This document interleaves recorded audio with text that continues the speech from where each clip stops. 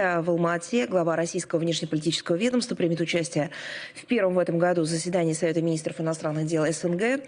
Главы внешнеполитических ведомств обменяются мнениями по актуальным международным региональным проблемам, обсудят приоритетные направления интеграционного взаимодействия в формате Содружества в текущем году. Ну и, как ожидается, основное внимание будет уделено подготовке к празднованию в государствах-участниках Содружества 80-летия Победы в Великой Отечественной войне и другим вопросам культурно-гуманитарного сотрудничества, а также тематике укрепления пограничной безопасности. В тот же день министр иностранных дел России Сергей Лавров примет участие в 8-й встрече глав внешнеполитических ведомств России, государств Центральной Азии, Казахстана, Киргизии, Таджикистана, Туркменистана и Узбекистана. В ходе мероприятия планируется обсудить широкий круг наиболее актуальных для России и стран Центральной Азии вопросов политического, торгово-экономического, культурно-гуманитарного взаимодействия в шестистороннем формате. Предполагается обмен мнениями по ключевым международным проблемам под углом зрения координации шагов в целях их решений в интересах укрепления безопасности и стабильности в Центральноазиатском регионе. 12 апреля министр иностранных дел России Сергей Лавров посетит Турцию по приглашению министра иностранных дел Турецкой Республики для участия в 4-м Анталийском дипломатическом форуме. В ходе мероприятия запланировано выступление главы российского внешнеполитического ведомства и проведение двусторонних встреч с иностранными коллегами. Предполагается обсудить ключевые аспекты международной повестки дня, в том числе положение дел на Ближнем Востоке, Северной Африке, Закавказье, Черноморский регион, а также актуальные вопросы отношений с отдельными государствами. 14 апреля министр иностранных дел России Сергей Лавров примет участие в Москве в 3-й встрече национальных координаторов группы друзей в защиту Устава ООН. Объединение в составе 19 стран мирового большинства было создано, напомню, в 2021 году по инициативе Венесуэлы на фоне активизации попыток западников подвергнуть ревизии миропорядок, основанный на уставе Организации Объединенных Наций и других нормах международного права. В последние годы авторитет группы... It has become an instrument to raise the voice of the global South and to oppose the one-sided approaches of the Western camp in order to create a just multipolar world order. In the context of the Moscow meeting of this group, there is intention to speak about the key issues of its agenda in order to eradicate colonialism in all its forms and manifestations. There also will be speaking about the regional situation, and they also speak about the prospects of making its geographical representation even wider. On the 15th of April, Minister of Foreign Affairs will participate in the exhibition Anniversary Year from Mexico to Argentina, because we're going to celebrate anniversaries of diplomatic relations with many countries. Argentina, 140 years, Mexico, 135 years, Colombia, 90 years, Bolivia, Venezuela, Guatemala, Dominican Republic, Ecuador, 80 years, Honduras, 35 years, and 65 years of restoring diplomatic relations with Cuba. Diplomatic corps accredited in Moscow, scientific and business circles and the media will be invited. Foreign Policy Archive of the Russian Federation will provide the necessary copies of the documents about the relations with the mentioned states, as well as the materials that demonstrate the development of multifaceted cooperation in politics, economy, culture, and humanitarian spheres. It will also be dedicated to the fight against fascism in the Latin America and the Caribbean countries. And organizers of the exhibition say that this exhibition will be imbued with the unique Latin American character and will do everything necessary that all the people could see the digital form of this exhibition. On the 16th of April, there will be the 44th Council of Heads of Entities of the Russian Federation presided by a foreign minister. There will be governors, representatives of the administration of the President of the Russian Federation and the federal organs of executive authorities. As you know, there are many citizens that want to come from the hostile countries to our country. This is being implemented in the context of the presidential decree on providing humanitarian support to people that share traditional Russian spiritual and moral values. They will be discussing the recommendations of information, legal and organizational character to have a systemic work in this sphere. There will also be a report of the head of the Archangel region, Mr. Cybulski, presented, and the governor of the Amur region is going to speak about the creation in the city of Blagoveshchensk, a competent center for Russian-Chinese business cooperation at the federal level to coordinate bilateral interregional ties. Let's speak about the relevant international agenda. I'll answer all the issues that we have received. We have already commented on it. There were many issues about another round of Russian and U.S. Negotiations, consultations concerning the functioning of our diplomatic missions. They will be tomorrow. This will be the second round of Russian-U.S. consultations dedicated to normalizing the functioning of diplomatic missions of two countries. The place, the expert format, and the list of participants are not going to change. They will be in Istanbul. Alexander Darchev is going to be the head of Russian delegation, and the U.S. delegation will be headed by the Deputy Assistant Secretary of State, Senata Kota. There will also be representatives of the foreign policy departments of Russia and the U.S. They'll continue their detailed work in order to remove the various technical obstacles that make it difficult to work for the diplomats of both our countries.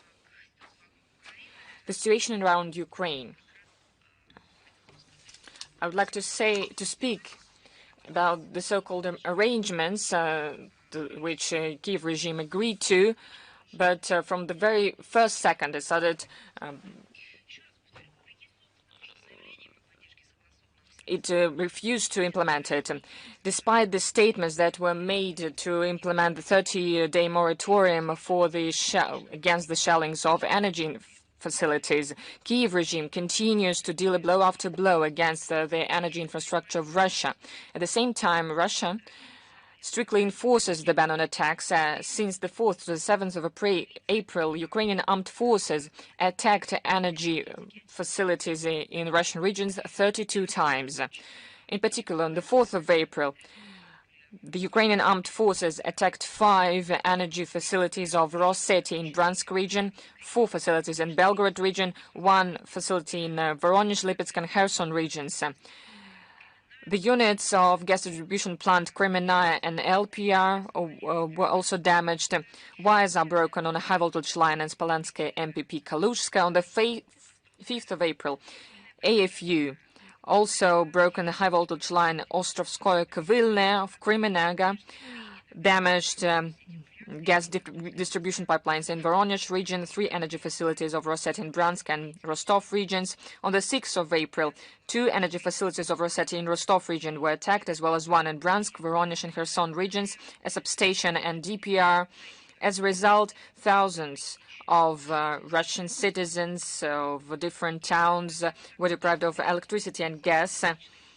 These attacks of Kiev regime against Russian energy infrastructure means that they are violating their own obligations that they have assumed. And we inform the US, the UN, and the OEC about this. These are confirmation that the Kiev regime just cannot negotiate, and they are absolutely irresponsible. This is specific explanation of what is happening. Why is it important? Because everything that we hear that it is necessary to speak with the Kiev regime. But Kiev regime legally banned itself from having negotiations with us.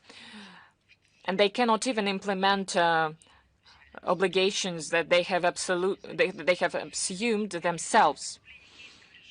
Speaking about the crimes of Kiev regime in other dimensions, on the 5th of April in Berezovka, Belgorod region, a Ukraine drone attacked a car, 3 people injured, including a 15-year-old teenager. In the town of Borky, 2 people were injured, including a 50-year-old teenager. No less than 11 people were injured in the Belgorod region. The 4th of April in DPR, a woman was killed in Kalinin district in Gorlovka. In Makeevka, 5th of April, an employee of a production company fish shop was killed. 2 her colleagues were injured. The next day, the drones attacked cars in central district of Gorlovka. A man killed, 5 people injured. The 7th of April, 2 more. And in the last week in DPR, 18 civilians were injured. In Bryansk region, in the 4th and 7th of April, 2 people killed, 1 injured. And we couldn't even believe it in 2025, but I'll underscore. It is the end of the first quarter of the 2025. In Suja, Kiev regime was selling the so-called passes for looting. A priest in Suja sold to journalists that the so-called looting passes were sold to those who lived in the region of Suma. They were presenting the so-called looters' tickets at checkpoints, and their cars could go to the occupied towns, where these people could choose a house to loot in them, and they would take everything that they could take. We have already told you about the platforms and social networks, and in marketplaces as well. There were things that are sold, the things that belong to the people who lived there before. The Ukrainian armed forces, the militants were there at the time when this happened. So it doesn't correspond with any logic of good and evil, with the human morale. The Kiev regime is doing business with this war, and it has been for a long time. There is the so-called volunteer organizations. I'm going to give the name of it. It's not a mistake. It's not a metaphor. No, it is its name, NAFO 69th Sniffing Brigade. And it has its English name, and it's just what it sounds like. They are proposing Europeans to go around the hostilities zone, and they all can also buy different things with foreign symbols. And these people would give cash donations for the needs of the AFU. This way, people could come to the so-called hunt. There are special places for this. I'm speaking about hunt for animals. All of this is under control, implemented according to the legislation, and the Kiev regime has its own safari right now.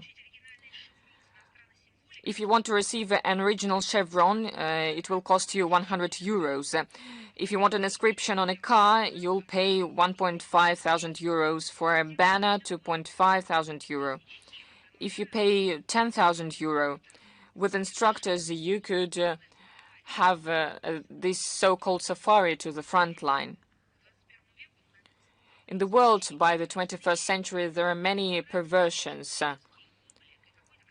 There are some people that are absolutely inhumane, that don't know what is morality, and they are inventing such things to just have fun. And I couldn't just imagine such a perversion. When people are dying, when people are trying to survive, when the world, this responsible world, is trying to find true exit of this real drama. Someone is ready for a couple of thousand of euros or dollars to go there and to have fun looking at this land covered in blood. Since 2015 till 2022, Ukraine Nazis organized for their fellows in the so-called Nazi mind from the US and Western Europe this business. They could shoot against militia positions in Donbass. This way they will participate in the conflict.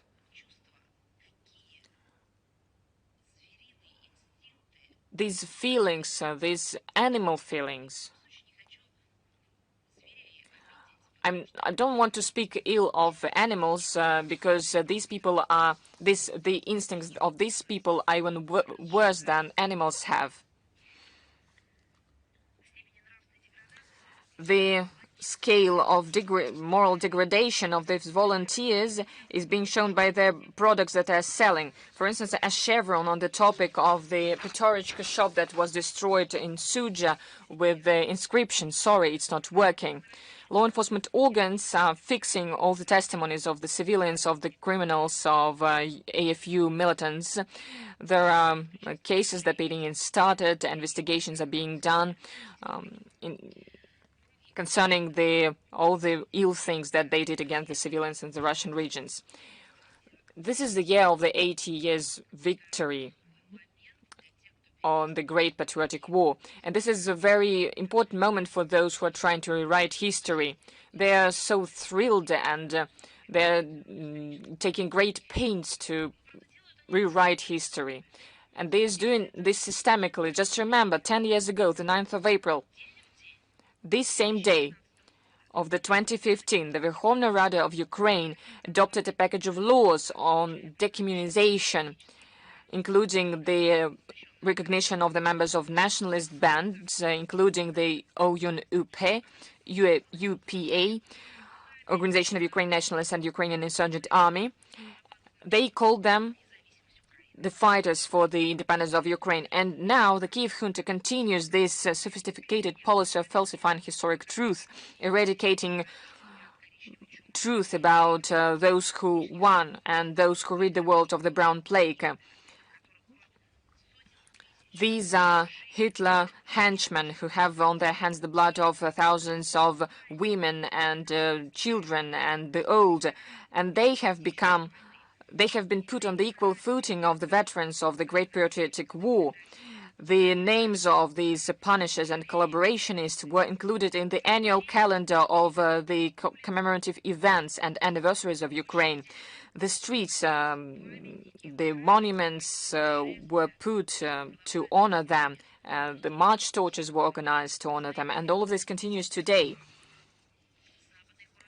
And the Western supervisors of the Kiev regime would not only turn a blind eye on the flouting of the memory about this war of the 20th century, but with their silence, they just bless the revival and the imposition of this all of this in the public consciousness of Ukraine. And all of this is now seen in Ukraine. European politicians just do not want or are not able to draw conclusions from the history lessons. In the 1930s, it was the same, and right now the neo-Nazis, at the time that was Nazis, they're trying to inflict a defeat on us. Maybe they're not using this terminology, but we understand what they're thinking. I would like to remind you that such endeavors are doomed to fail. Neo-Nazism has no future. Like 80 years ago, it will be defeated and eradicated. Speaking of punishments for crimes of Ukrainian nationalists, Russian courts continue to issue verdicts to Ukrainian Nazis, 40 years of imprisonment in absentia. That is the sentence for mercenary from Uruguay. There were criminal cases initiated regarding mercenaries from Finland and Georgia, and both these persons are put on an international wanted list. This work does not end, not for a single second. We will brief you on it regularly. Extremely cynical and false reaction was made by Zelensky following a strike by Russian armed forces against a meeting point of commanders of Ukrainian units at Magellan restaurant in Kryvyi Rog. Zelensky was theatrically appalled by the lack of harsh response by the US following the propaganda fake that claimed that a Russian missile killed Ukrainian children. Washington insulted, or rather, he insulted Washington and rebuked him that he also called on to press on Russia. Allegedly, Russia is sowing death. Well, it is something that is related to his drug addiction or just a short reminder of himself. If he does wish to call a spade, we will do that. The footage shows that the armed forces of Russia made a strike against military goals, and it was a high-precision strike. According to the Russian MOD, up to 85 servicemen and foreign fighters were eliminated. Everything that could happen around this facility. Well, we were asked to call a spade, and that's what we are doing. This was caused by missile defense of Ukraine that was located close to residential houses, and these missile defense was used not professionally. This led to civilian casualties. Unfortunately, this was a tragic norm for Ukrainian Nazis. They sacrificed the life of their compatriots. This tactics of deploying snipers, equipment in residential areas, including close to children facilities, kindergartens, hospitals, clinics, that is something that they've been using all the time, and that's what we've been saying all the time. Meanwhile, we reveal even more facts of deliberate killings by Ukrainian fighters of innocent people, including women and elderly people. Unfortunately, we can say that the bloodshed of the Kursk citizens were just a large-scale phenomenon. According to eyewitness account that lived through a genuine hell, the white flag or any civil signs are perceived by these murderers from armed forces of Ukraine as a message, as a signal to kill defenseless people, regardless of whether they are Russians or Ukrainians. Let me also draw your attention that today, to the press center of the Russia Today agency, there will be a presentation of a report on war crimes. It was developed following eyewitness accounts by Maxim Grigoriev, the president of the International Civil Tribunal. We invite Russian and foreign media representatives to take part in this meeting, in this presentation. Indeed, this is a very difficult report. I would like to warn you straight away. It's very hard to hear that, to listen to that, to realize that, but you need to do that.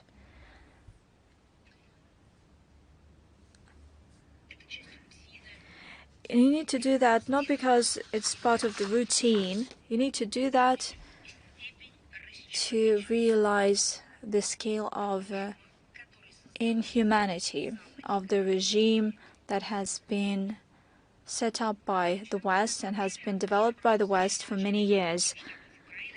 On the 4th and 5th of April, Kiev hosted a meeting of heads of general staffs of Ukraine, the UK and France to deploy a multinational peacekeeping contingent as part of something that I really like, the coalition of the willing. Basically, we're talking about modalities of a future French and British intervention to the Black Sea ports of Ukraine, primarily Odessa, and no decision was taken, which is frustrating for Zelensky. He expects that his allies will take specific steps to send troops, namely that these countries would start fighting on the side of the Ukrainian regime. We have repeatedly stated the repercussions that it could lead to. Let me once again recall that any foreign military presence in Ukraine, regardless of plans, flags, banners, and mandates, would be considered by Russia as a security threat to our country, and it has a direct risk of a direct clash with certain members of NATO and has the whole alliance against our country. And certainly they need to cook up an ideology for all this mayhem, and new history textbooks are being developed in Ukraine. That is another drop in an ocean of an outright lie in Ukraine. Now they give history textbooks for high school students, and these textbooks are recommended by the Education Ministry of Ukraine. School children are to study the whole section dedicated to the ruling. Wait for it. You might think that this is a textbook about great Ukrainians, princesses and princes that were moving thousands of years ago towards England, and they married the local population. Not at all. Turns out that it wasn't the end of this craziness. There are some other options. Now high school students are presented with textbooks that have a whole section on the ruling of the reformist Zelensky. You know, some might write and some might say that there is this hero worshipping ideology, but I believe that that is not the right language, the right wording to describe it. I believe that around Zelensky, Ukraine and Western media is creating something of an occultic. This textbook presents its pseudo-achievements. What are these achievements? Well, for one, and I'm not joking, that is something that is stated in the textbooks that are adopted in Ukraine. This is not a sect, although we might use it for the Kiev regime. We're not talking about some sect representatives that publish these textbooks. These are officials in Ukraine that adopted these textbooks. One of the achievements of Zelensky is that he opened up the land market from the territory of Ukraine. This fertile land is being exported, and that's how they name it, the opening of the land market. Another achievement of his is a huge red tape and huge corruption around the big construction.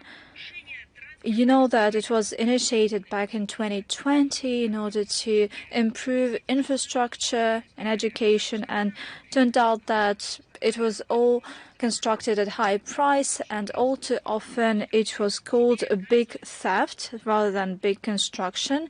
And now it is something that school children should be proud of in Ukraine until they are not drafted. As for thousands of exterminated Ukrainians on the battlefield, economic disaster and outright robbery, nothing is said in this regard. The internet, social networks talk about that, as well as women, mothers and spouses of those who are being sent to this bloodshed. These facts once again confirm the relevance of the special military operation. As our leadership repeatedly stated, the goals of the special military operation will be definitely achieved. And another material that we saw in social media, it was something of a hype in a media platform. There is mounting evidence that the Kiev regime turned the war into a lucrative business. We talked about black band transplantology. It has reached record high numbers. Even before 2022, we have repeatedly raised this issue of black transplantologists, and there was a relevant journalist investigation by Russian journalists and Western ones. Now there is a number of other evidence, namely from Andrei Chemov, who is a prisoner from the 41st Infantry Brigade of the Ukrainian Armed Forces. Turns out that he had a certificate from the Defense Ministry, from the Health Ministry of Canada's province of Ontario, stating that he would voluntarily donate his body, organs and tissues once he is dead. The fighters filled in these blanks, and the soldiers were told that this file, this paper, and you should be brave enough to comprehend it. This is a French medical certificate. Since this document is in French, which is one of the official languages of Ontario, Canada, and this medical French certificate would allow these soldiers of Ukraine to be treated in one of prestigious hospitals in France once they are wounded. Those drafted in Ukraine do not master French, and Kiev adopted this model. After a fighter dies, he will have his body organs removed, and probably Canadians would not know who was the donor of a new kidney or a heart. And these documents, and those who signed this document could be missing forever. Probably these documents are made legal in Ukraine. And that is why even a person is wounded but could be healed,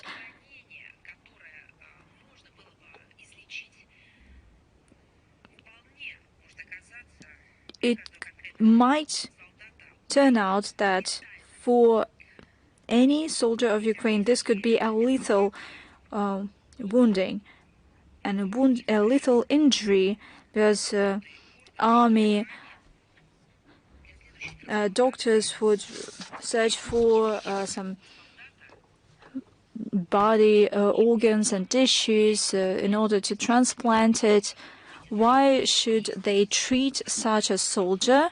It's more easy for them to be guided by the so-called French medical certificate. According to the ICRC, there are dozens of thousands of missing persons. It's not quite clear how many of them were donors for wealthy Canadians, but I believe that this question will be answered. On the 3rd and 4th of April, Brussels hosted a NATO foreign ministers meeting, which confirmed once again that the members of this military alliance do not leave attempts to militarize Europe, and they continue to hatch confrontation plans against our country. Alliance believes that Russia is a long-term threat and would remain as such even after the end of the Ukrainian conflict, as they prepare for an armed conflict against us. According to NATO, it could happen, and that's what they think, it could happen in 4 or 5 years' time. NATO plans to beef up their military expenditures. They actively call to reach the 3 or 5% of GDP for defense. A huge sum of money, over $1 trillion of USD, are spent for military purposes. Their economies are crippling. There is the destabilization of Europe. There is a myriad of problems in social sector. Does anybody have any questions left regarding the so-called peaceful nature of NATO? I don't think so. By the same token, we see the same case in the EU. Military expenditures were discussed at an informal session of the EU Council for Foreign Affairs. It took place on April 2nd and 3rd in Warsaw. There's a task of inflicting a strategic defense on the battlefield against us. They intend to spend over 800 billion euros in the upcoming 4 years, namely almost €1 trillion. In this spirit, NATO and EU is building its policy, and Ukraine is presented with this role of a victim in geopolitical standoff with Russia. The collective West seeks to continue supporting the Kiev regime. They should keep on fighting. Over the past 3 months, NATO have already allocated 20 billion euros to Ukraine. The alliance shows no aspiration to encourage their puppets to have constructive negotiations. On the other hand, NATO, by all forces, tries to fuel the conflict. At a meeting in Brussels, NATO Secretary General Mark Rutte openly spoke in favor, and that is a quote by NATO SG. He wants the front line to move not from the east to the west, but the other way round. They wanted to move towards Urals, according to one of our songs by Vysotsky. Brussels believes that, actually, that is quite funny for me to say this coalition of the willing, some kind of obsessed maniacs. That's how I would call them. This is the most radical part of NATO, and they rushed to take part in the conflict in Ukraine.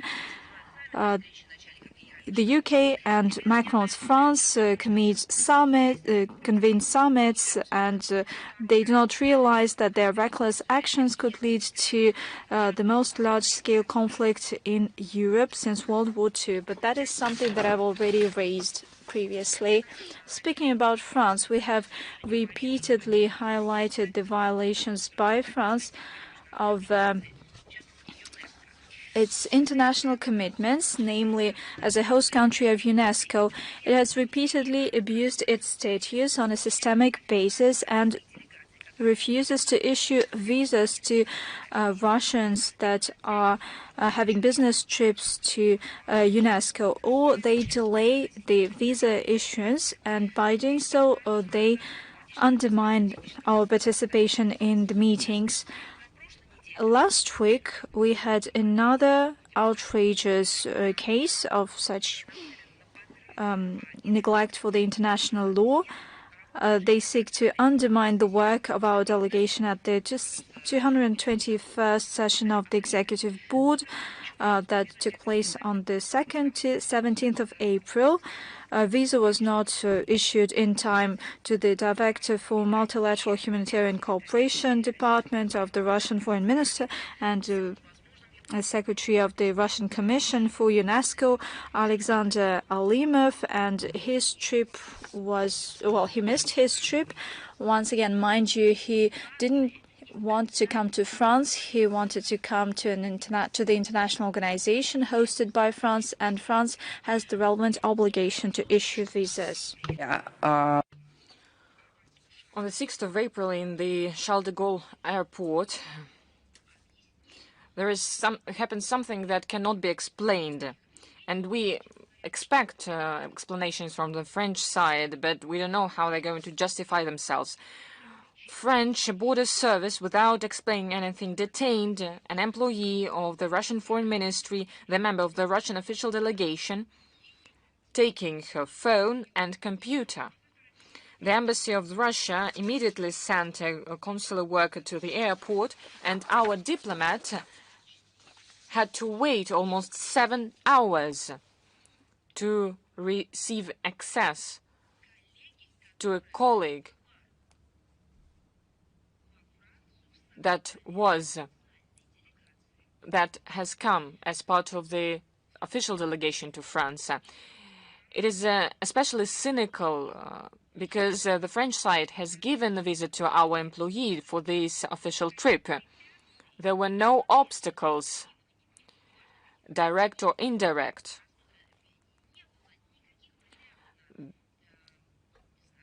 There were no claims, and the French visa was given to this employee.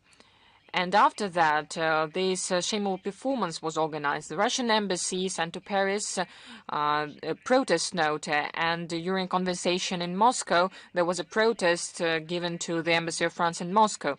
And as a result, after all of this, our colleague could enter the country. But for 24 hours, just imagine it, she had to stay in the border zone of the airport, and we're not going to leave it without consequences. And when we're speaking about consequences, we want Paris to understand that the protest note is not a consequence. You're going to see what they are going to be. We're demanding from the Paris to implement the provisions of the Article 9 of the agreement between the government of the French Republic and the United Nations Educational, Scientific and Cultural Organization regarding the headquarters of UNESCO, its privileges and immunities on the territory of France since of 1954. According to this document, French authorities have to, without delay, provide visas for the members of official delegations and employees of the permanent missions of these international organizations. And we ask the Secretariat of UNESCO to do everything in its mandate to end this illegitimate discriminant practice that questions the capacity of France to implement the functions of the receiving state. I have my own idea about what happened. There is a new French ambassador that has come to Moscow. Maybe some people in the French foreign minister have played a dirty trick on him. That is why he starts his work with such a scandal.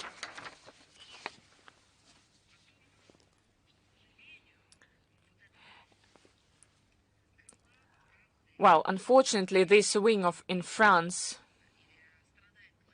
that suffers these colonial problems, it has history.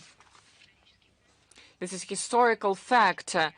Paris has a great colonial legacy, and we have already been speaking about colonialism, French colonialism in other regions of the world, and there is a special section in our website regarding historical and legal responsibility of France for colonial and post-colonial period crimes.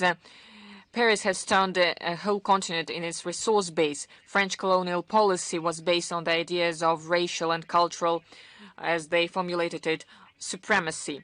And the French thought that they were the bearers of higher meanings, as they called themselves. As for Algerians, the colonial administration was using abductions, extrajudicial executions, tortures, sexual violence. As a result, millions of people were killed. Political instability was the result of all of it, as well as underdeveloped economy and the damage to environment. Brutal crimes of colonial past are still being felt by the many peoples of the world. And one of the examples of the crimes of France of the colonial period is Algeria. This is a North African country that before the French colonists came was a very important country, and it restored its independence only in 1965 after an 8-year war that ended with the Avian Accords that gave Algeria freedom. Freedom after 132 French occupation.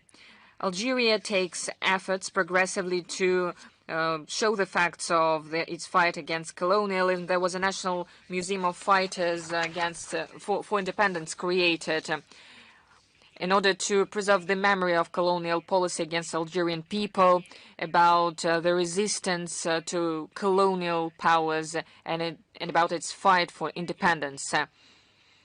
The information about the crimes committed by the French in Algeria is a part of their historical memory. Despite the number of people that were killed and tortured, the French government refused to accept the scale of the crimes that were committed during their colonial rule.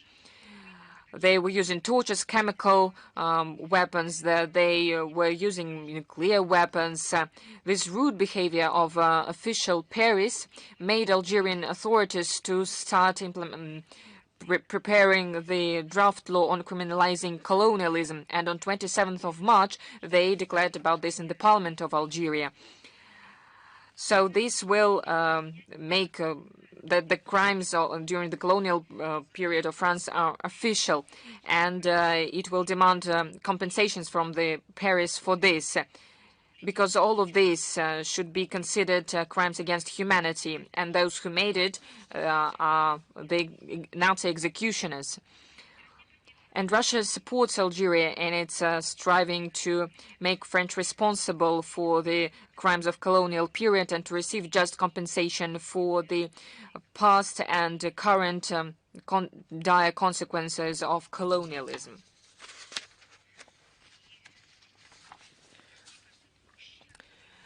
And let's also speak about the inferior impunity in the West, and it led it to the fact that they have lost the sense of reality.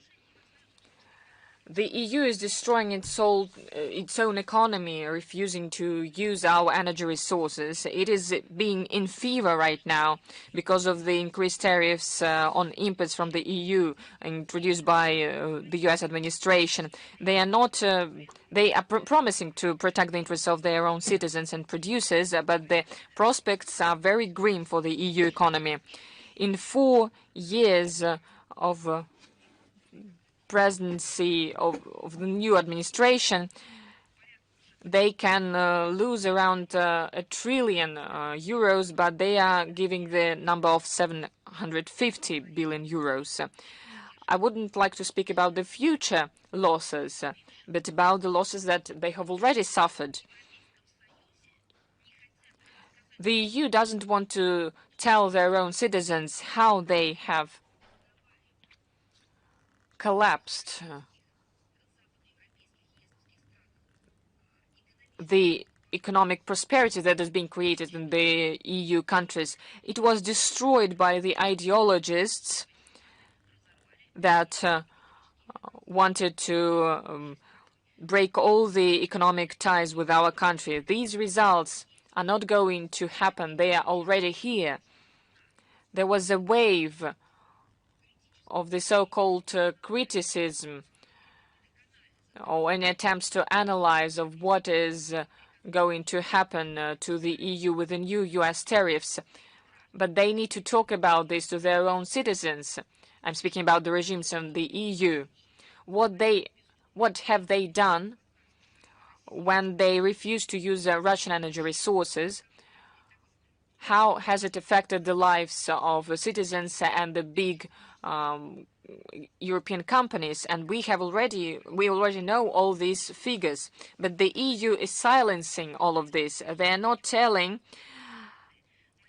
how the massive anti-Russian sanctions affected the EU economy, and other reckless actions or sometimes very deliberate actions concerning our country. The brightest example is the next one. This is the factor that they refuse to use our energy resources. But this is all started with the response, with the counter-sanctions against them.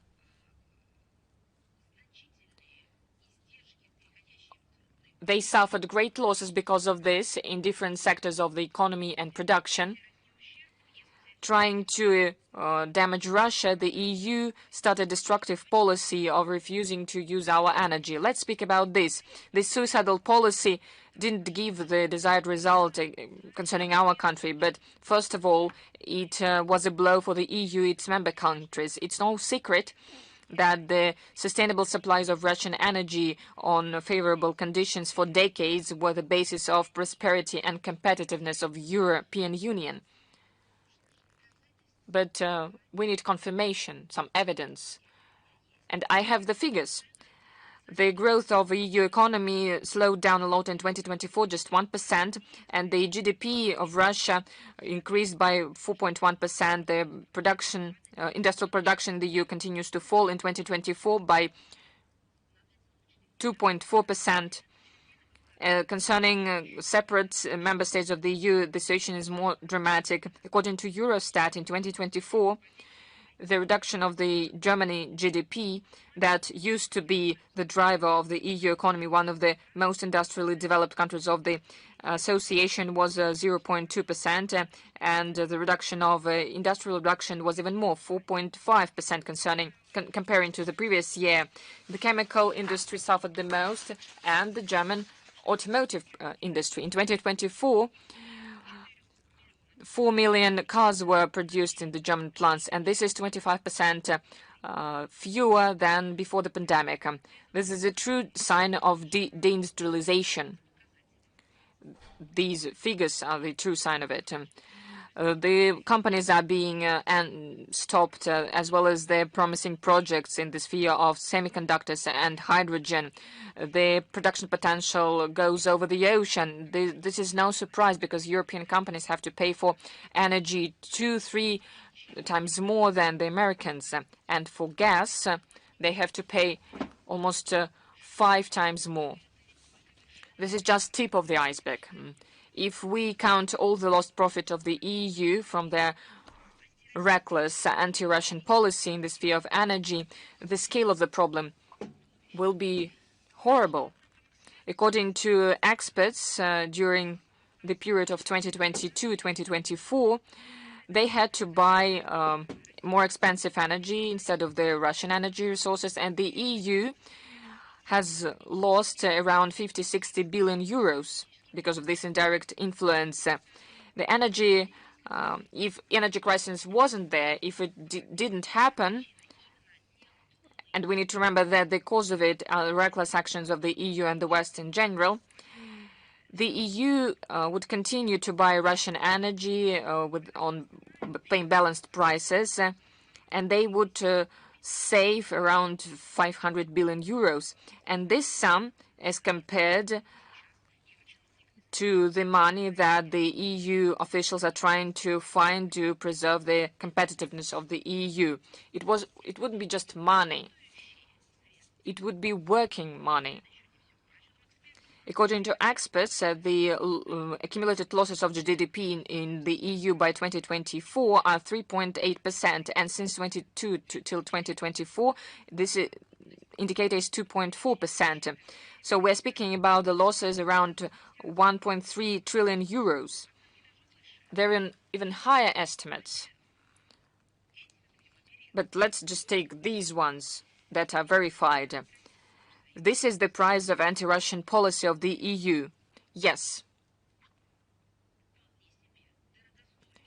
Russophobia costs a lot. And when someone in Brussels speaks about successes in their track of refusing to use Russian energy, they can remember all these figures.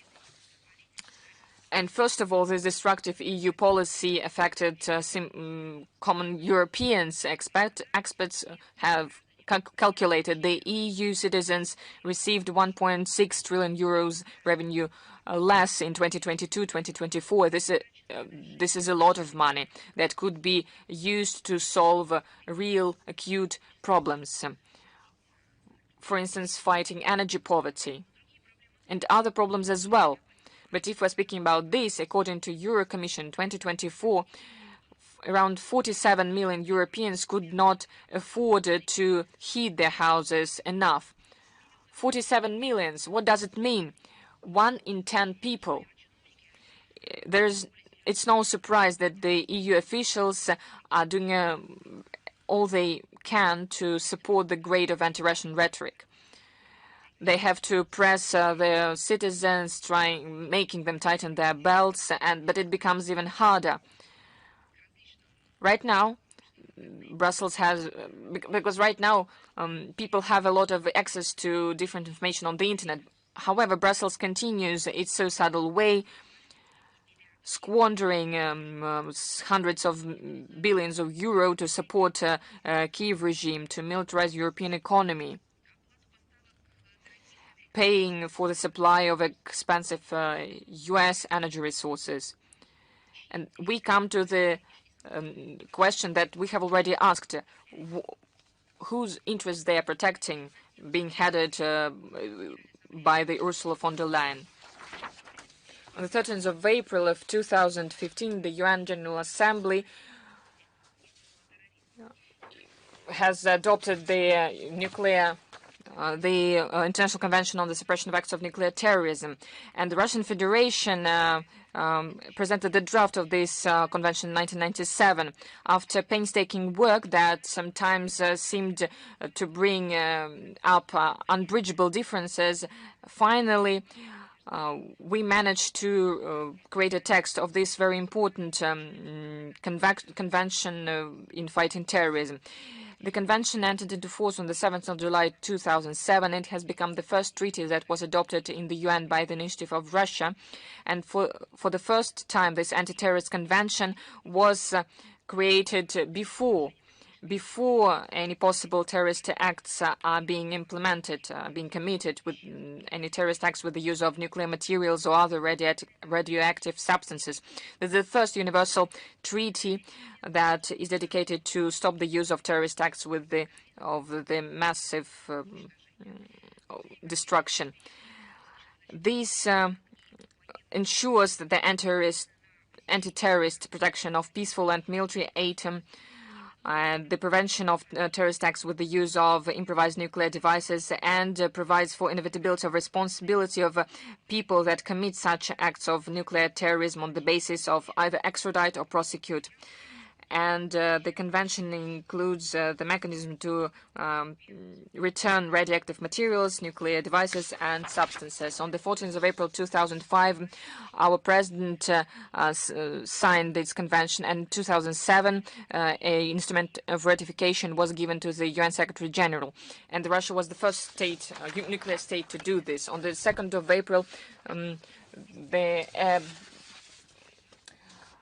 boost of Leo Tolstoy was opened in the Colombian Institute of Culture, and it was dedicated to celebrating 80 years of the Institute of Culture that was opened in November 1944, as well as to the 90 years of diplomatic relations between Russia and Colombia that were established on the 25th of June in 1935. On the eve of the 80th anniversary of the Great War, we remember the gesture of friendship of the Colombian people that in the years of hardship during the Great Patriotic War, they showed solidarity with the feats of Soviet soldiers and the home front workers. And they created the Institute of Colombian on Soviet Friendship, and this moral support was very important for our citizens while they were fighting Nazi invaders. Since 1991, this institution has the name of Leo Tolstoy. And now we're glad that this boost prepared by the great Russian sculptor Salavat Sherbakov will be decorating its halls. This initiative has become possible thanks to the project of Alley of Russian Glory. Different sculptures and memorials are being brought to different countries with the support of the government of Moscow, Russian Ministry of Culture, Federal Customs Service, and the embassy in Bogota, and as well as the honorary consulate of our consulate in Medellin.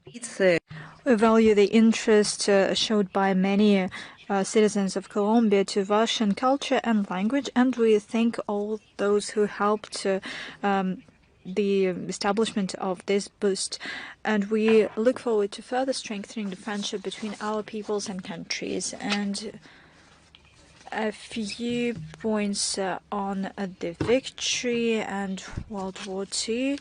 On the 7th and 8th of April, in the run-up to the anniversary date, the Mortal Regiment Foundation had a forum that brought together coordinators of the Mortal Regiment from 50 countries. It sought to consolidate efforts to preserve historical memory on fighting against Nazism and confronting falsification of history.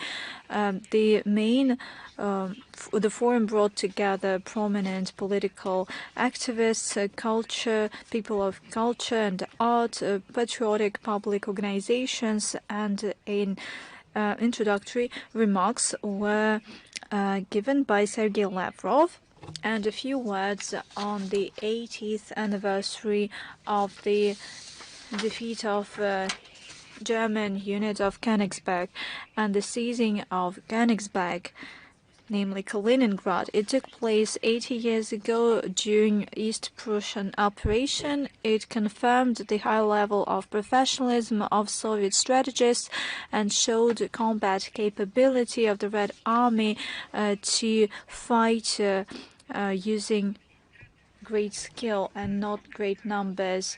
The then capital of Eastern Prussia was perceived as one of the unassailable fortresses of Third Reich, and it was prepared for long resistance even amid complete isolation.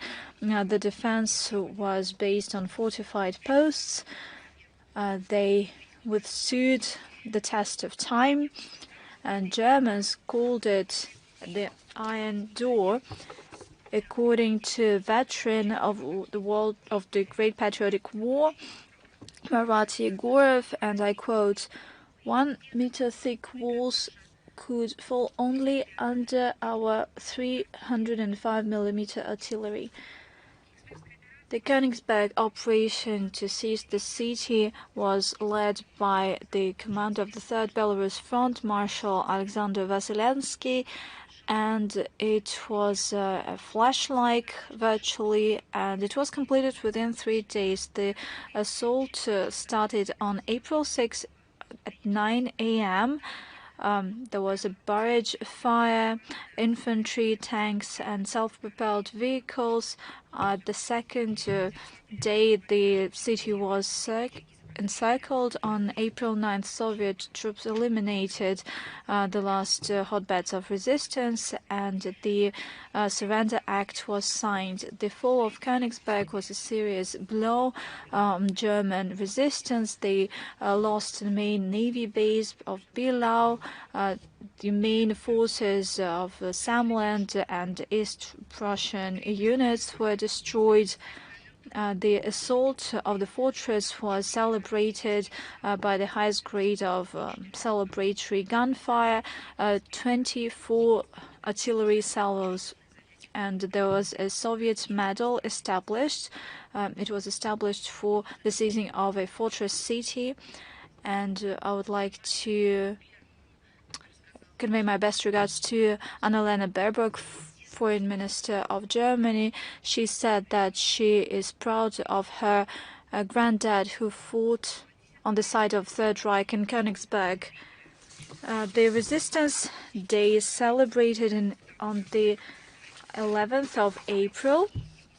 They celebrate those who were fighting, and we value their memory.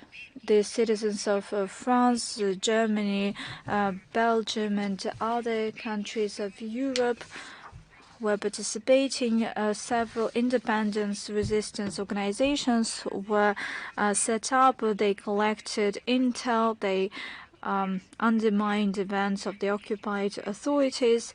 And according to historians, 40 to 50,000 Belgians participated there. 17,000 died. In Bulgaria, the core of this group was the Homeland Front. They coordinated guerrilla units nationwide, and they dealt a significant material damage to them, despite drastic change of Bulgarian political agenda and attempts to rewrite the outcomes of World War II. Anti-fascist organizations continue to defend a historical truth.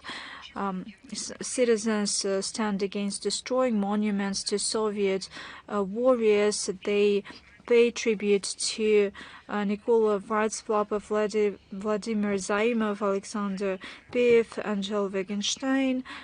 This fight against occupants was international, and it had one goal: to defeat Hitler forces and to liberate territories that were seized and to destroy a hatred ideology. Over 180,000 compatriots participated in anti-fascist movement all around Europe.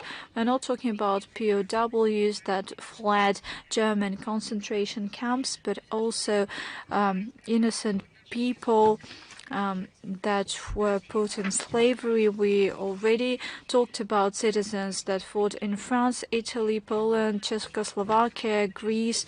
Let us talk about the Baltic states. In Latvia, some 125,000 Latvians and citizens of Latvian SSR participated in the movement, and units from Big Land helped these guerrilla movements.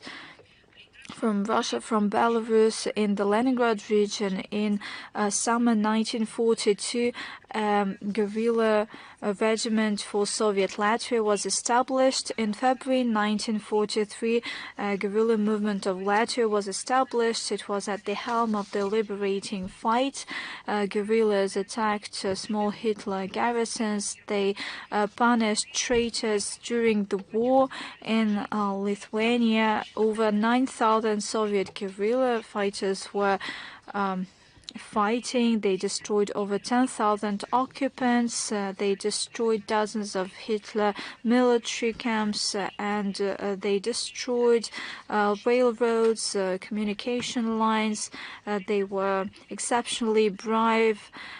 Does modern Lithuania remember the feat of a 20-year-old compatriot, Maria Melnikaite? She was seized by German butchers during a military operation. Hitler supporters tortured her in an inhumane way, and before execution, Maria proudly said, "I have been fighting and I'm dying for Soviet Lithuania. Why did you come here, you German dogs?" And for this bravery, and she was brave, very exceptionally brave, and for this resilience, she was awarded with the title of the Hero of the Soviet Union. The armed fight of guerrilla movement in the Soviet Union made a decisive contribution and brought closer the end of the most murderous war in global history. Over 300,000 Soviet guerrillas were awarded with orders and medals. 249 were awarded with the Hero of the Soviet Union. Two of them were awarded with the Hero of Soviet Union twice. The movement also brought on board members of Foreign Ministry, Nikolai Pevtsov and Vladimir Shestakov, as well as Igor Dementyev. They will always be remembered. On the 11th of April, the whole world celebrates the International Day of the prisoners of concentration camps. It was established in 1952 by the decision of UNESCO, and it marks the rebellion of POWs in Buchenwald on April 11th. As you know, Germany and occupied territories saw a wide network of concentration camps. Millions of prisoners from the Soviet Union and European countries were detained and treated in inhumane conditions, and then they were killed. Throughout the war, over 20 million persons from 30 countries of the world went through these camps. some 5 million prisoners were citizens of the Soviet Union. In 1946, at the Nuremberg trial, the International Tribunal recognized the concentration camps not only as a war crime, but a crime against humanity. The International Day symbolizes the resistance against all forms of violence, discrimination, and genocide, and it calls not to forget the history. Against this backdrop, we are appalled by the cynicism of the current German authorities. They take attempts to level down the importance of the victory as an act liberating Europe from fascism. They refuse to recognize crimes of Hitler supporters and their henchmen in the Soviet Union. As you know, German Foreign Ministry has recently, namely Annalena Baerbock, the granddaughter of a Nazi who's proud of her granddad. So the German Foreign Ministry sent instruction to regional and municipal authorities. Previously, they recommended not to invite official Russian representatives at memorable events. Now they have a significant change. The Foreign Ministry of Germany recommends to federal, local, regional organizations that will host memorable events to mark the 80th anniversary of this atrocious war, World War II. And our country sacrificed so much effort and lives. They suggest that not only Russian and Belarusian representatives shouldn't be invited, but they should be kicked out of these events. We have already commented on that. Come to think of it, it was made by Annalena Baerbock. She claims, and she wants to become the president of the UN General Assembly this year, which is an anniversary year for the victory over Nazism, and it is also an anniversary date for the United Nations. On the 13th of April 1945, the troops of the Third Ukrainian Front, under the command of Marshal Fyodor Tolbukhin, seized Vienna completely. Selfless actions were made by Soviet troops. They prevented the destruction of the city, as well as many valuable architectural buildings that Hitler supporters were ready to blow up. And thanks to the decision of the Soviet command, Vienna preserved its historical image. That is the way our granddads preserved the historical legacy. And now it's quite tricky for Russian diplomats to get there, given the difficulties posed by officials in Vienna. During the Vienna offensive from the 16th of March to the 15th of April 1945, thousands of Red Army soldiers died. The German command gave huge importance to the Vienna direction. It hoped to stop Soviet troops and to cut a separate peace with the UK and the US. However, Soviet troops defeated the South Army and reached the outskirts of Vienna. As they tried to prevent futile casualties and to preserve historical monuments of the city, the commandant of the Third Ukrainian Front asked the population of Vienna to help Soviet troops. On the 9th of April, the Soviet government published a statement confirming its decision to abide by the Moscow Declaration on Independence of Austria. By noon on April 13th, Vienna was completely cleansed of fascist troops, and to celebrate the victory, on 9 p.m. on the 13th of April, the capital of our homeland, Moscow, had a celebratory gunfire. To mark this victory, over 20 units were given the title Vienna units. Soviet government had a medal for the seizing of Vienna. There are 217 monuments and military burials in Austria. Under some treaties, Austria undertook to respect, preserve, and maintain the tombs of servicemen that fell in its territory. Every year, Russian diplomatic missions in Austria have memorial events that seek to preserve historical memory on the feet of Soviet soldiers. When the Russian delegation headed by Minister Lavrov came to Vienna, the Russian minister usually laid flowers to this monument.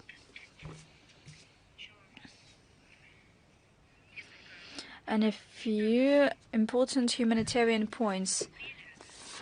On the 8th of April, the official website, Global Fact-Checking Network, was launched. We will definitely publish a link to this website.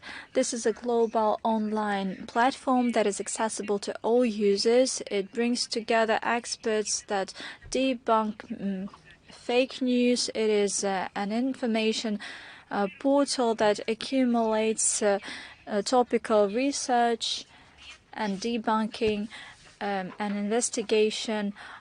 In Moscow, there was a dialogue of regions. It was supported by the Foreign Ministry of Russia. It brought together over 1,000 of Russians and other participants from 60 countries of the world. The participants undertook the responsible fact-checking principles, and this is a global initiative that followed the endless flow of fake news and smear campaigns promoted by the West, the biased pseudo fact-checking activities. The forum saw the signing of a memorandum on establishing of the association, and it was supported by the TASS Information Agency. And congratulations to all of you on the results. We see this outcome, and there is a website in English, French and Russians, and the first investigations that are already published, for instance, on a new wave of deepfakes. High-profile materials were published, namely on something that has been closed recently, the Voice of America. There are voices calling to save this voice of propaganda, and we provide multiple examples of how this misleading entity was used, how it used fake news and fake toolbox that we have repeatedly mentioned, and now it is confirmed by American investigations. I highly recommend you to study it. We will publish the link. The goal of fact-checking analysis is to raise awareness about responsible contact with information, and any user might note that the key place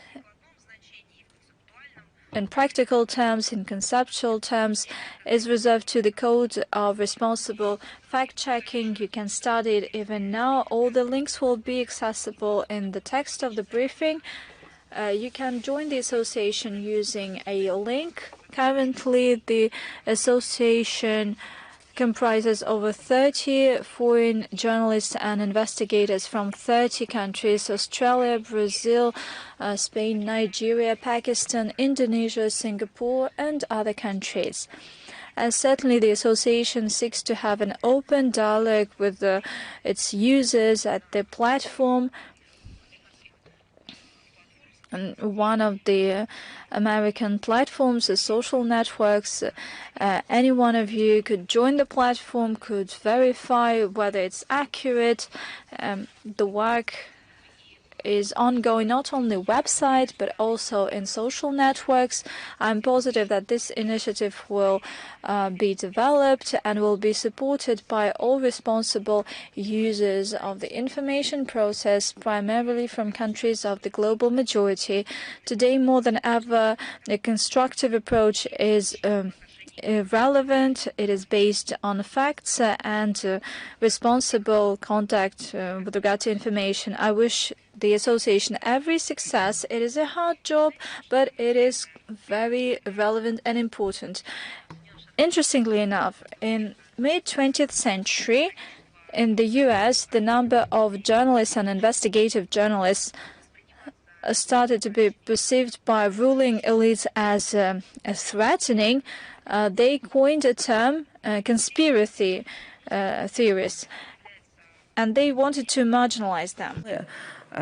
For those who are true investigators, there are special platforms for communication in order for them to implement what they consider the deed of their life. In March 2024, on the federal territory called Syria, there was the World Youth Festival held. More than 20,000 delegates from 190 countries of the world participated in it. And we could see the progress of forming a proactive international youth movement that advocates just world order development of equal international cooperation based on mutually respectful partnership. The priorities of the Directorate of the World Youth Festival after the festival are the expansion and strengthening of international youth community, preserving the legacy of the festival, as well as the support of implementing initiative of Russian and foreign citizens, as well as the organizations that are developing international youth cooperation. In order to present cutting-edge work of Russian youth ecosystem, there are several events that are being planned for 14th, 18th of April in the UN headquarters in New York. On the 17th of April, on the platform of the UN General Staff, in the context of the Economic and Social Council Youth Forum, the session called Russia is the Showcase of Leading Youth Work Standards is going to be held. The best practices will be presented by the Directorate of the World Youth Festival, Rosmolodozh, Russian Foreign Ministry, Russian community called Znanie, the Ministry of Science and Higher Education of Russia, the Chamber of Young Legislators, and Russian delegation is going to include representatives of the federal organs of executive authorities, heads and members of civil society organizations and platforms, representatives of scientific and student communities, international associations, around 30 people. Since 14 till 18 April, in the context of this youth forum of the Economic and Social Council of the UN, there's also going to be an exhibition held. It is called At the Heart of the Arctic Circle. This exposition is organized by the Directorate of the World Youth Forum with the support of Nuclear Energy Corporation Rosatom, with the support of our ministry and our permanent mission in New York. And it will be dedicated to the 80 years of nuclear industry in Russia. And I'm ready to answer your questions. Международная жизнь, international life, you are here. Do you have any questions? Yes, we have a question, but you have already answered it in the first part. In the weekend, there was a Chief of Staff meeting. Big Asia, are you here? Yes, we're here. We have one question. At the end of March in Tokyo, there was a trilateral meeting of the Japan, China, and South Korea, and Peking and Seoul are going to renew their negotiations on the trilateral trade zone that stopped 6 years ago. What are our assessments about the prospects of strengthening trade and economic cooperation between three states, given the trade and economic pressure of the U.S.? Russia is not part of this dialogue, not part of this trilateral dialogue. That is why we cannot give any assessments of the prospects of this format in the trade and economy sphere, especially speaking about the trilateral free trade zone. Of course, we welcome all the efforts that enforce stability and economic growth and prosperity in Northeast Asia. And all of this can be ensured only through a wide inclusion of all the countries of the region into this dialogue on an equal footing without any division lines. without any recommendations from outside the region how this region should live. If this is the work that is being done there, then we welcome such efforts. But once again, we cannot give an assessment, any evaluation, because we are not part of this format. They have their own agenda, and it is unacceptable for us to give any evaluation. Xinhua, are you here? Yes, we're here. Hello, Ms. Zaharova. We're glad to welcome you today. We have the next question. Recently, the U.S. introduced the so-called mirror tariffs for all their partners, introducing them against more than 180 countries and regions of the world, including some economies that are recognized by the UN as the less developed, and even uninhabited islands where only seals and penguins live. WTO forecasts that such actions of the US could lead to the reduction of the volume of the world trade of products in this year by 1%. How can you comment on that? According to you, what are the principles? What is the spirit that should we follow in order to ensure healthy development of the world trade and global economy? Well, I would like to proceed from your own question and to ask another one. Another question. Do not consider me being rude, but I would like to ask everyone who is now commenting without full understanding, commenting the introduction of tariffs against uninhabited islands where only seals and penguins live. Where were you before all these decades when the US was treating this way the countries where people live? They were treating these countries and places as places where only seals and penguins live. Many representatives of the U.S. elites treat seals and penguins, treat people as if they were seals and penguins, introducing these illegitimate, illegal, sometimes even criminal sanctions, starting trade wars. I can speak a lot about the measures that were taken against our country. I can speak even more about the measures against Cuba. The period was longer, of course. I can speak about sophisticated measures taken against China. But I would like to remind today about the horrible measures against Syria. Because of the Westerners, it was under the fire of an internal standoff fighting international terrorism for many years, and it was suffering an acute lack of medicine, medical equipment during the pandemic, and there were sanctions introduced against the country and against its people, programs created, blockades introduced. That is what we should start with. It's not the time right now to wake up. We should have done it even longer before. The measures were taken by Washington against the EU directly and indirectly, and this resulted in the collapse of the EU economy. Where was the EU at the time? Now they are concerned by the tariffs. But before this, it was Biden who was speaking proudly how he made the Brussels and the EU bureaucracy and the member countries of the EU to introduce sanctions against Russia, understanding that there will be counter-sanctions against the EU introduced by us. And no one wants to remember it. No one wants to pay attention to it, but the countries of the world majority were speaking about this. But many were just turning a blind eye to it. That is why we need to have a wider perspective. It was Hemingway who said that we need to know that the bell tolls for everyone, not only for regions that are very far away, but if it starts tolling, we need to start thinking, because in the future it can affect your own country, your economy, And we have been speaking long about this, and we were warning many countries. Russia is the biggest exporter and responsible participant of multilateral trade system, and we're interested in honest and open trade relations. Everyone knows very well our position. That is why our country is against any unilateral restrictions in trade as sanctions, illegitimate sanctions,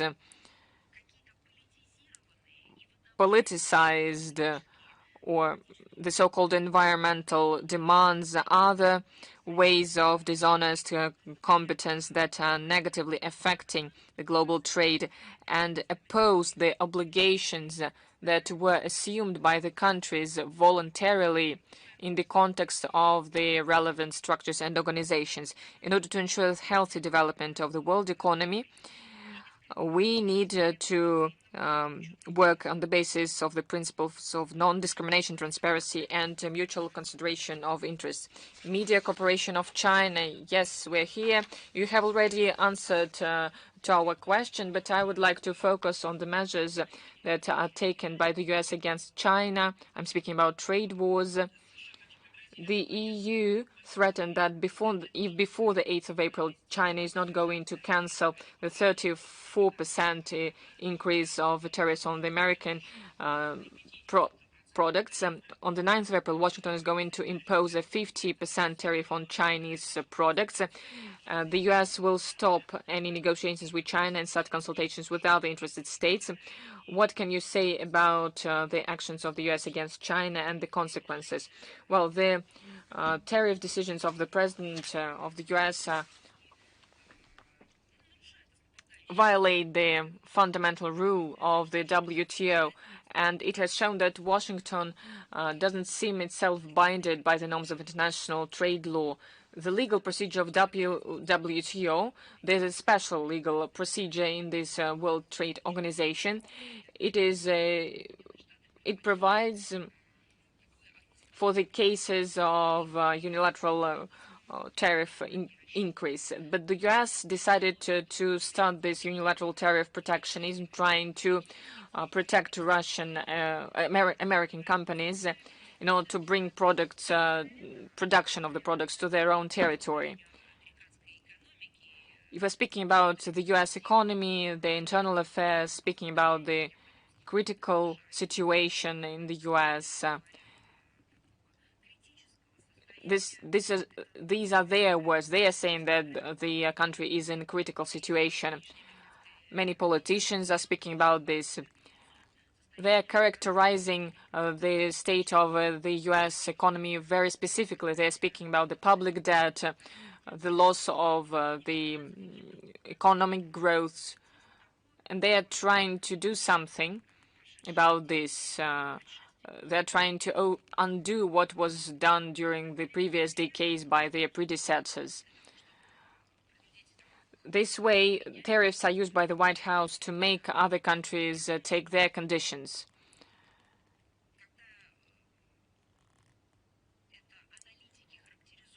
When analysts are evaluating this, they're saying that these are hidden measures of economic pressure. But they are not hidden, actually. And given the tariff war between the US and China, we would like to say that all of these affects the global economy, and it can affect many world processes. We're also concerned by it because we're speaking about the biggest economies of the world, and one of them is the Chinese economy, our trade partner for many years, and we are following the situation. We're going to analyze all the possible consequences and take measures to minimize possible damage for our country. The President of the Russian Federation has taken the course to strengthen strategic interaction with the People's Republic of China. This is part of our concept of foreign policy that was adopted on the 31st of March 2023. And I think that this course concerns includes our strengthening of our cooperation in all these spheres, and it was confirmed many times. Thank you very much. Let's proceed. Rita, are you here?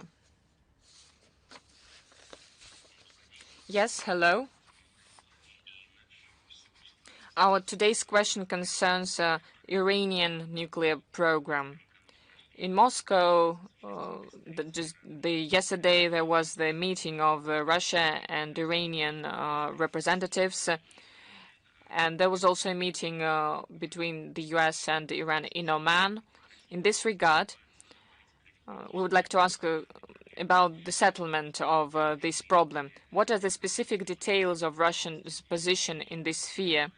What are the specific proposals of Moscow in this regard for the political and diplomatic solution of this problem? You know, our position does its best for making the settlement possible. To reach it through political and diplomatic means. There are many confirmations. I can give you the chronology over the recent months. The 14th of March, Sergei Rybkov participated in the meeting of the vice foreign ministers on the topic of the JCPOA and the interaction. First of all, they were speaking about the situation with the Iranian nuclear program. Well, first of all, I'm speaking about the JCPOA.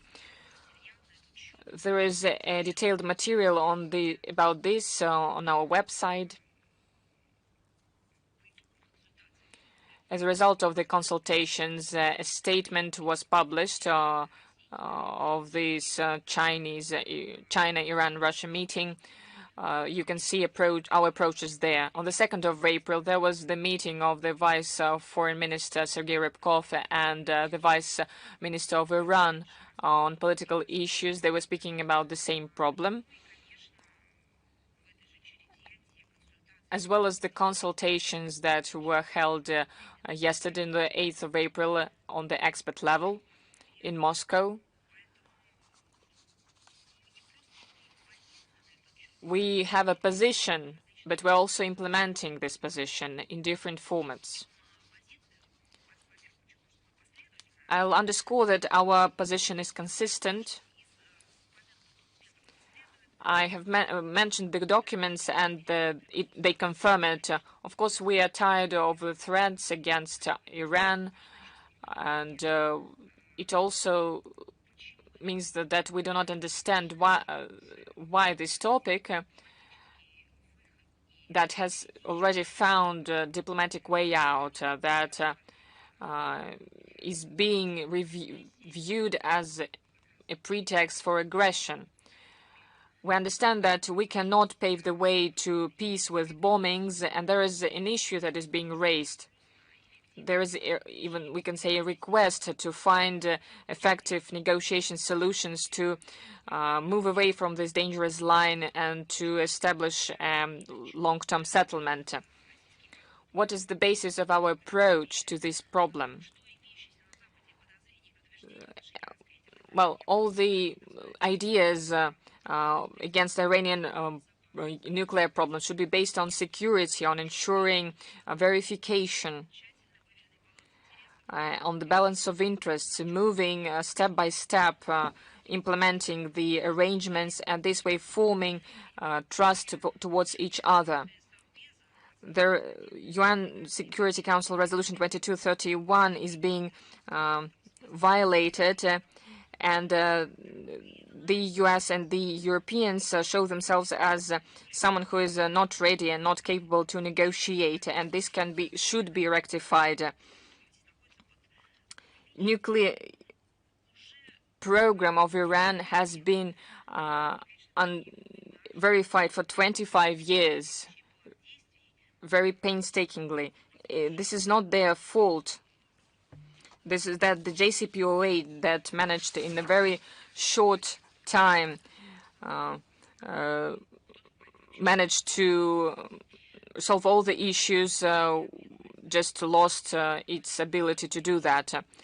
Tehran cannot be responsible for illegal actions of those who have made erroneous forecasts and undermined the arrangements that was one of the biggest achievements of the international diplomacy and resulted in the reduction of the scale of verification of the IAEA in Iran. Overall, the way our Western colleagues deal with this issue raises questions as to their genuine intentions. We do hope that the reasonable approach will prevail and they will be able to opt for a constructive discussion on possible modalities of negotiated solutions. We have a framework, including the models that were used during the development of the JCPOA. Russia made a significant contribution at all stages, and that is universally recognized. Today, our country does its best for the settlement to be possible only by means of diplomacy. Thanks a lot. And certainly all the links to the materials that I've mentioned will be published in the text of the briefing. Tavia TV and radio channel. Hello, Madam Zakharova. You have already answered our question in detail. Thank you. Anadolu News Agency. Hello, Madam Zakharova. Anadolu News Agency. We have one question today. Does Sergei Lavrov plan to have contacts at the Antalya Diplomatic Forum on Ukrainian settlement? Foreign Minister of Ukraine is intending to attend the forum. Will they have a meeting? First, the schedule of meetings of Minister Lavrov is being developed on the sidelines of the Antalya Diplomatic Forum. Second of all, there will be a number of meetings, that's for sure. Third, it's important to separate these two things. Certainly, Ukrainian file will be discussed at every meeting. Do we plan to have a separate individual meeting solely on this matter? I do not have such information. Did you have any other questions? Will he have a meeting with the Foreign Minister of Ukraine? We didn't have a request on the Ukrainian side.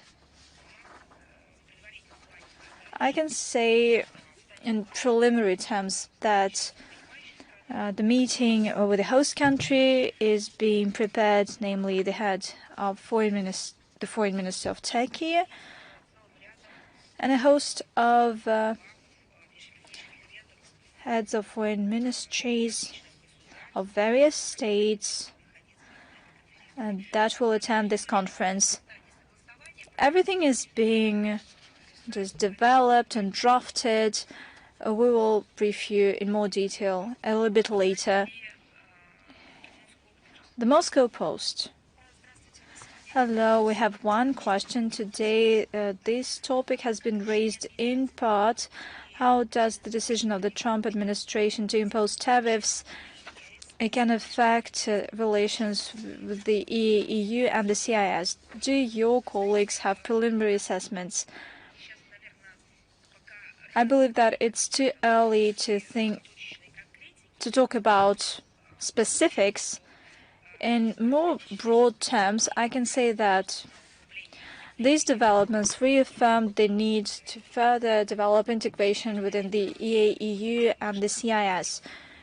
This is a strong message, a signal to step up our cooperation and galvanize our interaction on specific sectors, and we will develop specific steps to implement this approach. Thank you. Lenta.ru.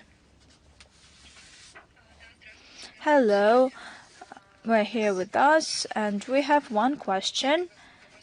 Given tension between the US and Iran, as well as statements by the UN representative Stefan Dujarric on the need for the third party to mediate, can Russia, that previously reaffirmed its readiness to help bring about a solution, could be a mediator? And what specific steps does Russia intend to take to help negotiating process. First, we have repeatedly noted our readiness to provide assistance to resolve the situation that needs to ease tensions. And second of all, we welcome any context that could lead to de-escalation around Iran. Third, I have just listed contexts over the past month or a month and a half, namely our efforts in this area. Thank you. Veryalk. Hello, Madam Zakharova. I have 3 questions today. As far as I know, from the 30th of June, there's a change for the entry to Russia. For members of the EAEU, they will have to file a notice that 72 hours in advance. Doesn't it violate the norms of the EAEU on the free movement of labor? And isn't it a concealed form of visa regime for the EAEU countries? First of all, I would like to note that all measures in migration taken in Russia are aimed at ensuring security and law and order, or to simplify the relevant procedures. Secondly, you have mentioned this experiment, namely the registration of foreign citizens in the common in the United system using a special mobile app. Naturally, we're not talking about introducing a visa regime. As for the details of this experiment, I kindly ask you to ask your question to the Ministry of Interior. If you have any specific question, we would be happy to work with our colleagues. All the initiatives in Russia regarding migration issues are carefully analyzed to see whether they meet the international obligations of our country, including within the EAEU. Thank you. And the second question. Tensions run high on the border between Armenia and Azerbaijan. There is misleading information on shellings. Azerbaijan make strikes on the border territories of Armenia. Many experts believe that that is a run-up to a new wave of escalation. Certainly, we follow the situation in the Armenian-Azerbaijan border area. We saw media reports that you've mentioned. We confirm our call to Baku and Yerevan to exercise restraint and to de-escalate the situation, to avoid any actions that could make the matters worse. All the issues should be resolved by peaceful, political, diplomatic means. For our part, we are ready to provide assistance to our partners to overcome contradictions, to finally sign a peace treaty, to unblock transport and economic communications, to delimit border, to address humanitarian issues in line with the trilateral agreements between leaders of Russia, Azerbaijan, and Armenia. Last but not least, Madam Zakharova, a question on Consulate General in Sunik. Do you have any specifics? When will it be opened? We have specifics, and details are versatile. I will get back to the timeline. But first of all, I would like to tell you about the general context. We believe that expansion of Russian presence at strategic, importantly, region of the south of Armenia meets long-term interests of Russia and Armenia. Given traditional goals addressed by consular facilities of Russia abroad, this step could give a significant impetus to deepening trade, investment, scientific, educational, cultural, and humanitarian cooperation. It could develop win-win ties of this territory with Russian regions, advancing economic agenda between our countries. In Sunik is especially important within the EAEU that you've mentioned, given the recent ratification by Iran that borders this Armenian region of the free trade agreement with the Union. Hence, this aspect should be taken into account, and this will be a safety net for a dynamic, peaceful, and safe development of the Sunik region. We're happy to note useful efforts of the advanced team of Russian diplomats to bring about conditions for the establishment of the Consulate General. Their versatile efforts in the region is praised by the population. The work of this team and the establishment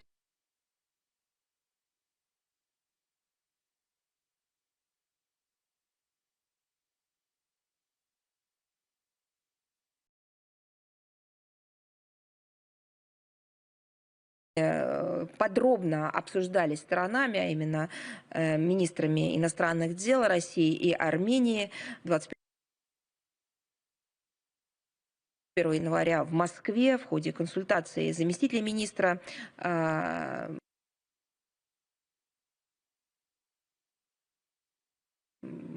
России и его армянского коллеги. —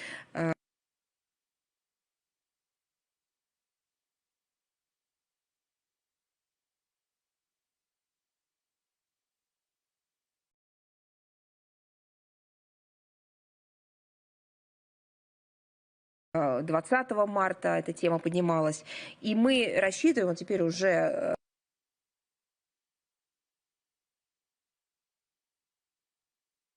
к долгожданным срокам я перехожу, что к маю мы сможем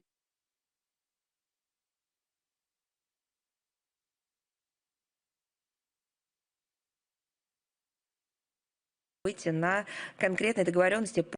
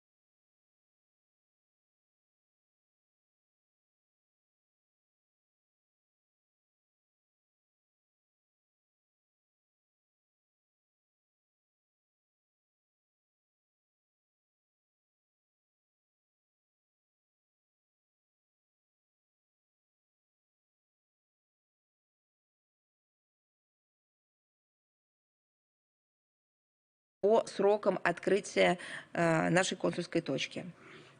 Спасибо большое. Вам спасибо. С нами телеканал Рудав.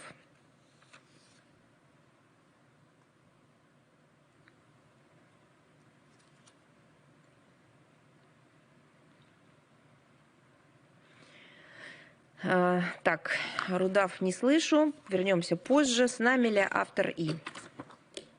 Здравствуйте, Мария Владимировна. Да, здравствуйте. Автор И. У нас к вам сегодня два вопроса. В парламентской ассамблее ОБСЕ отдельные лица прям призывают Россию вернуться, но ставят достаточно ультимативные условия заплатить членские взносы, которые вот Россия не присутствовала со дня начала СВО на Украине. Как вы могли бы прокомментировать, готова ли Россия возобновить участие в работе этой ассамблеи и приемлемы те указанные вот требования? Ну, я хотела бы обратить ваше внимание, что вопросы участия российской парламентской делегации в работе парламентской же ассамблеи ОБСЕ относятся к компетенции Федерального собрания Российской Федерации. Также напомню, что решение о приостановке участия в парламентской ассамблее ОБСЕ было оформлено совместным заявлением Палат Федерального собрания нашей страны от 3 июля 2024 года. Там полностью четко обозначены причины подобного решения. Думаю, что ответ на этот вопрос вам стоит поискать в этом заявлении. Ну и тем более это не совсем наша компетенция. Спасибо большое. И второй вопрос. Дональд Трамп категорически отказывается, как мы знаем, отменять пошлины. Его администрация... От каких пошлин? Торговые пошлины, которые он ввел. Отказывается? Отказывается говорить о том, отказывается отменять торговые пошлины. Отменять. Все, я поняла. Да, а его администрация говорит, отказывается еще говорить о том, что начались паника на фондовых рынках, что началась рецессия. Они тоже говорят, что все в порядке, скоро все это уляжется. И наш вопрос, повлияло ли это на российскую экономику, на российские интересы? И в ближайшей перспективе повлияет ли это и как? Ну, я уже частично ответила на этот Да. вопрос, что подобные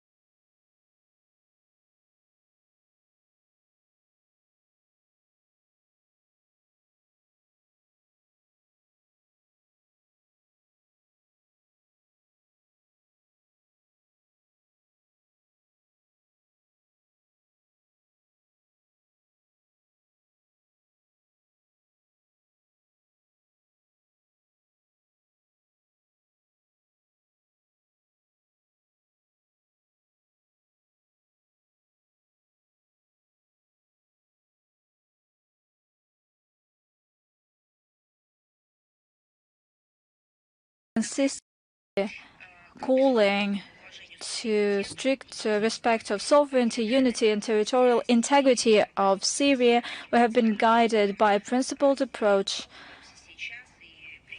and we welcome the achieved arrangements to return the northeast Syria to the Syrian state, taking into account legitimate rights and interests of all ethnic and religious groups living in this region. We assume that the fate of the country shall be shaped by Syrians within a broad all-national dialogue without any interference from abroad. We believe that the conclusion of this agreement between Syrian authorities and the leadership of the Syrian Democratic Forces is an important step towards rebuilding the unity of Syria and strengthening its security and stability. We understand that ensuring practical implementation of these arrangements would be linked to various problems of various nature, and it would be hard to implement them. To overcome these difficulties, the parties should be constructive and should be ready to have compromises. Hopefully, they will do this. My second question is that we have observed an initiative aimed at PKK disarmament and resolving Kurdish issue in Turkey. Since Moscow is considered to have good relations with Turkey, have you encouraged them to address these issues? What outcomes do you hope from this initiative to be? The Republic of Turkey is our important neighbor and partner, as you know.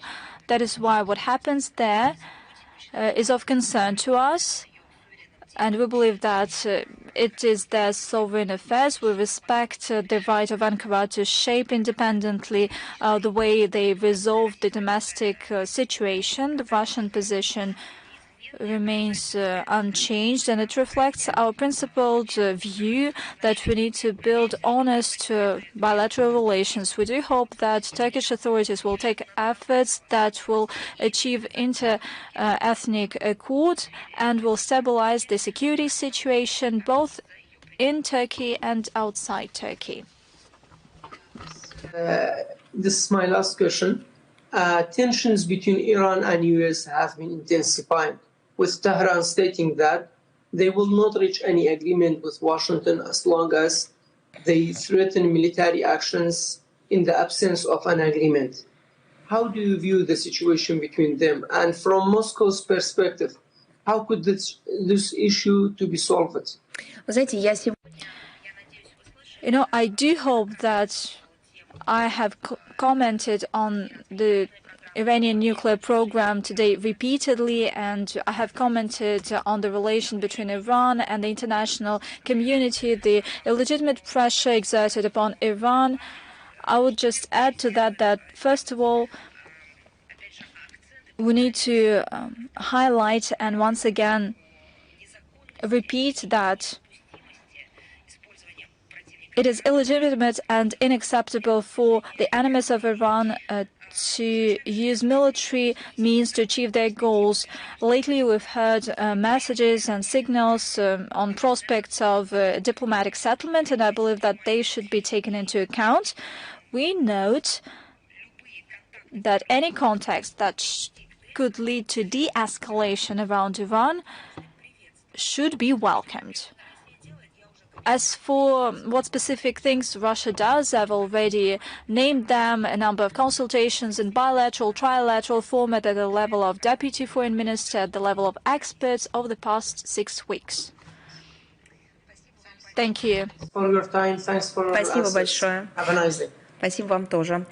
Have a nice day, you too. Since there are no further questions, goodbye to you. See you next time. All the best, and I wish you all the best. Да, вижу. What about Голос Отечества? Could you please introduce yourself? Голос Отечества, internet media source. I have the following question. Foreign Minister Sergei Lavrov congratulated the editor-in-chief of RT and Russia Today, Margarita Simonyan, and wished her happy birthday. Russia is quite friendly towards people that had American education. Would it undermine the prosperity and security of Russia in the future? That is quite a provocative question, I should say.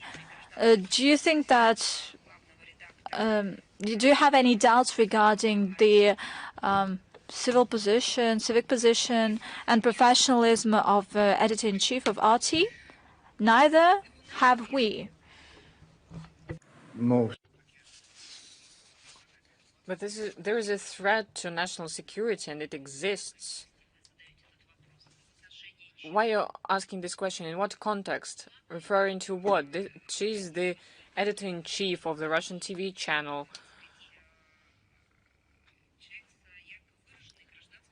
She's a person that has very bright civil position, and it's her anniversary. She is very, very highly professional and has a very, very well-known civil position. Knowing the context and the history of this TV channel and the editor-in-chief, that is why there was a congratulation on her birthday. How can you link this to national security? Can you explain it to me? You don't have any questions to the editor-in-chief, Margarita Simonyan, so you don't feel any threat. Then why do you link these things when you say yourself that you do not see any connection? She studied abroad in an American program. Maybe something can change, and this is unsafe.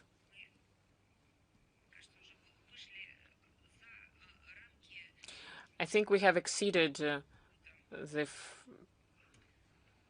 limits of the so-called common sense, speaking about all of this.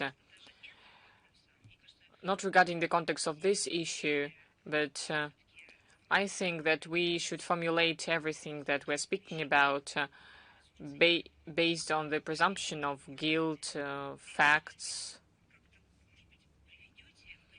You could give some arguments, but the link that you have made is not being confirmed by you. It's absolutely unacceptable, according to me.